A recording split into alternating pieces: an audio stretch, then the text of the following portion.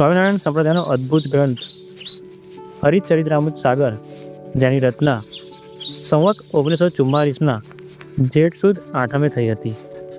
આ ગ્રંથ વડતાલમાં રચવામાં આવ્યો હતો. આ ગ્રંથમાં 1,02,564 જેટલા દોહા અને ચોપાઈ છે, જેની રચના સદગુરુ આધારાનંદ સ્વામીએ કરી હતી. તેમણે આ ગ્રંથ વડતાલમાં આવેલા બુરજ નીચેની ઓરડીમાં બેસીને રચ્યો હતો. વડતાલમાં આવેલો આ બુરજ એ ભગવાન સ્વામિનારાયણને સભા સંબોધવાનું સ્થાન હતું.